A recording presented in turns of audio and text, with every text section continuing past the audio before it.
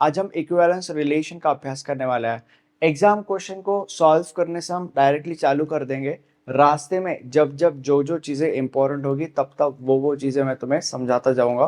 किसी भी और चीज का तुम्हें टेंशन लेने की कोई जरूरत नहीं है, ठीक है। Let A is equal to A B C and let ये मैट्रिक्स दिया गया है। Determine whether R is an equivalence relation, ठीक है। मतलब हमें ये डिटरमाइन करना है, हमें ये जानना है कि R जो है वो इक्विवेलेंस रिलेशन है या नहीं। अब अगर हमें ये जानना है कि R इक्विवेलेंस रिलेशन है या नहीं, तो उसके लिए हमारे पास R तो होना चाहिए, बट हमारे पास यहाँ पे R है ही नहीं। तो सबसे पहले हम R निकालेंगे। R कैसे निकालेंगे? R हम जो गिवन डेटा है which is this and this, इसके हेल्प से निकालेंगे, राइट। तो क्या गिवन डेटा है हमारे पास? हमारे पास एक मैट्रिक्स है विच इज 1 0 0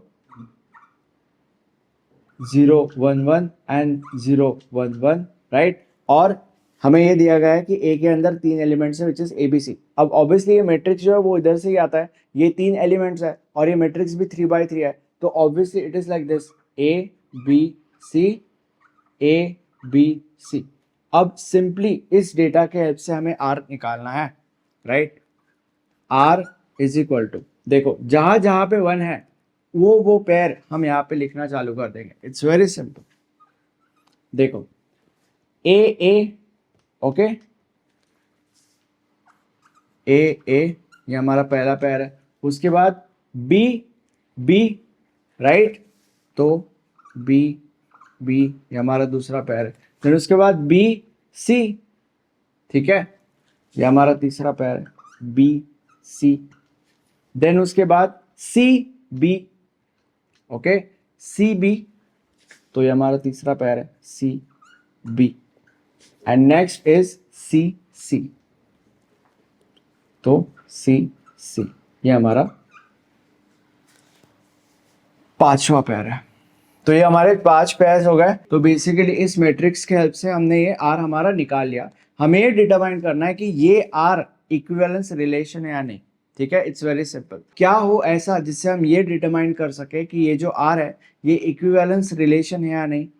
अगर हमारा आर रिफ्लेक्सिव है, सिमेट्रिक है एंड ट्रांजिटिव है, अगर हमारा आर ये तीनों के तीनों चीजें हैं, तो ही हम कह सकते हैं कि हमारा जो आर है वो इक्विवेलेंस रिलेशन है, ठीक है। तो सबसे पहले हम ये देखेंगे कि आर रिफ्लेक्सिव है या नहीं, उसके बाद ये देखेंगे कि आर सिमेट्रिक है या नहीं, और उसके बाद ये देखा जाएगा कि आर ट्रांजिटिव है या नहीं। अगर आर ये तीनों के तीनों है तो इसका मतलब आर इक्विवेलेंस है। तो अभी सबसे पहले हम ये देखते हैं कि आर ट्रांजिटिव है या नहीं।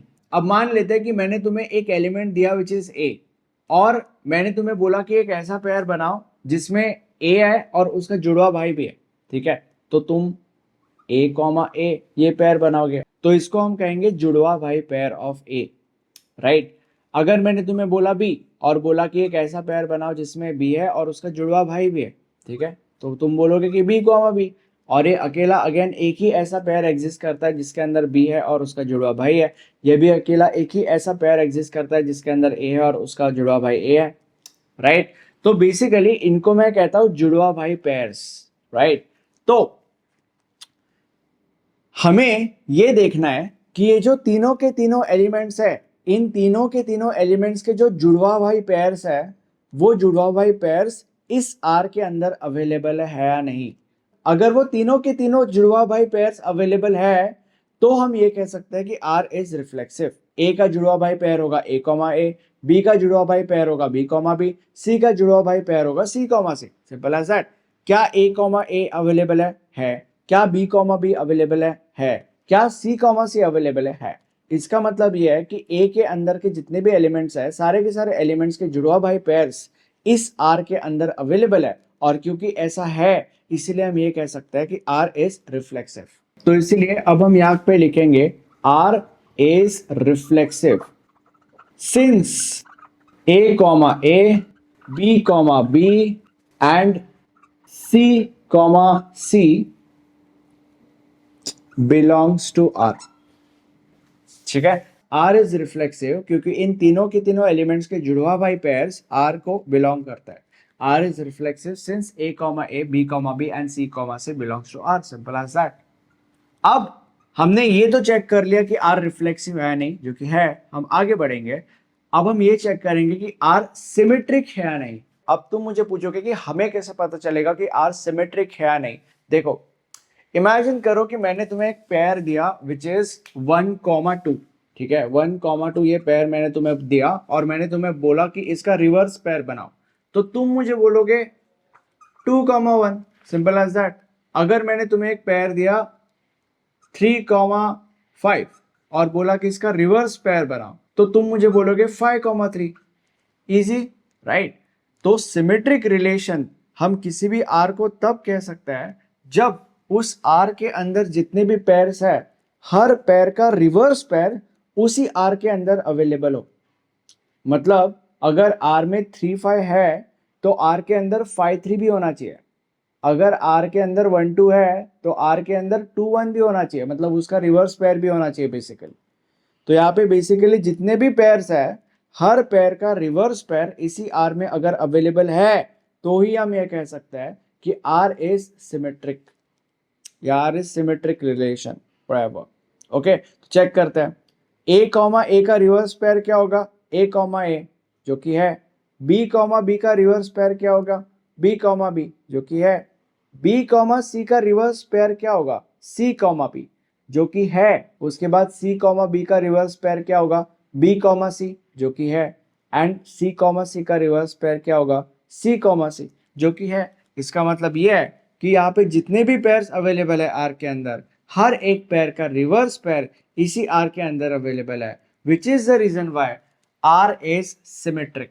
अब हमने ये सब तामझाम करके पता तो लगा लिया है कि आर इज सिमेट्रिक, बट इसको लिखते कैसे? अब जब हम इसको लिखते हैं तब ये जो जुड़वा भाई पेयर्स है उनको हम इग्नोर कर देते हैं और जो बाकी के पेयर्स है उनको कंसिडर करते हैं, ठीक है। तो मतलब इन दिस केस हम लिखेंगे आर इज सिमेट्रिक सिंस, जुड़वा भाई इग्नोर, जुड़वा भाई इग्नोर, जुड़वा भाई ignore, since B comma C and उसका reverse C comma B, B comma C and C comma B belongs to are.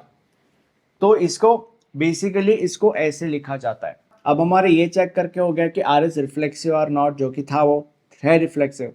ये चेक करके हो गया कि सिमेट्रिक है या नहीं आर, जो कि है वो आर सिमेट्रिक। अब हम ये समझते हैं कि आर ट्रांजिटिव है या नहीं। अब ये कैसे समझा जाता है?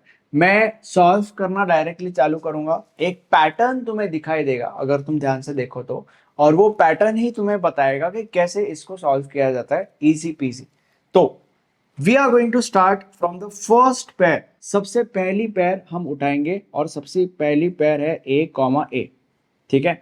हमें अब ए कॉमा ए को छोड़ के ऐसे पेयर्स ढूंढने हैं जिनकी शुरुआत इस पेयर के आखिरी के एलिमेंट से होती है। मतलब ऐसे पेयर्स ए कॉमा ए को छोड़ के जिनकी शुरुआत ए से होती है, सिंपल एज दैट। ऐसा एक भी पेयर नहीं है, वेरी गुड। तो इधर हम डैश लिख देंगे। ए कॉमा ए का हमें कुछ मिला नहीं, कोई प्रॉब्लम नहीं, तो हम आगे बढ़ेंगे बी कॉमा बी के ऊपर।